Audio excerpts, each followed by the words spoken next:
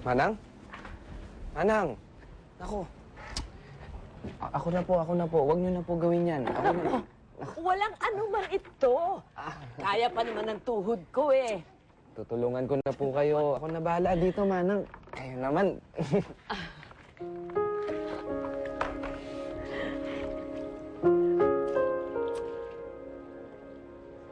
Alam niyo, Manang, hanggang ngayon, hindi niyo pa rin sinasabi yung totoong pangalan niyo sa amin. Naku, hindi naman yun importante. Ang mas importante, mabayaran niyo ko sa oras. Ganun po ba? Huwag kayong mag-alala. Pagdating ng padala na pera ni Daddy, kayo muna makakatanggap. Ito naman. Binibiro lang kita.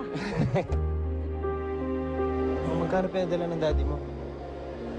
Pwede yung monthly allowance namin. Bakit?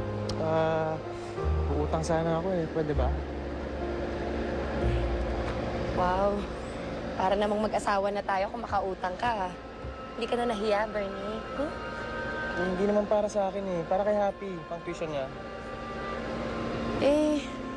Bernie, ano kasi... Alam mo, sakto na lang to sa amin ni Rigo tsaka sa bahay. Tsaka hindi mo pa nga naiisip kung paano natin bubuhayin tong baby natin eh.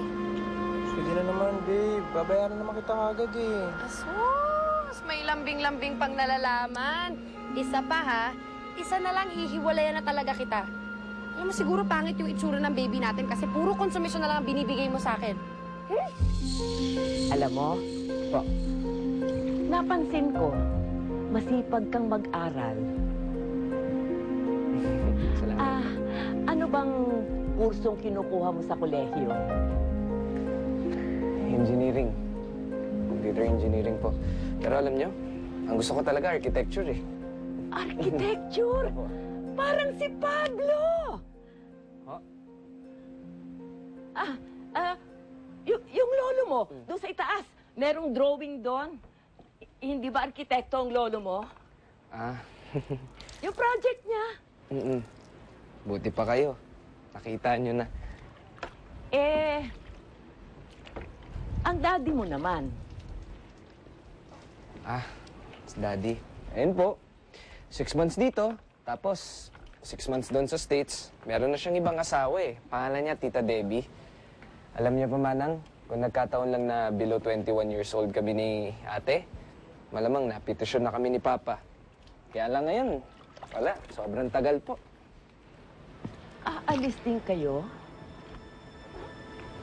Paano ang bahay na ito? Sinong titira dito? Eh di, wala. Baka ho benta ng Daddy.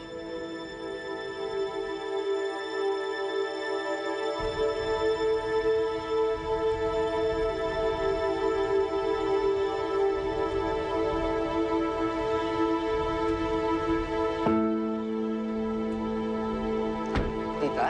Go!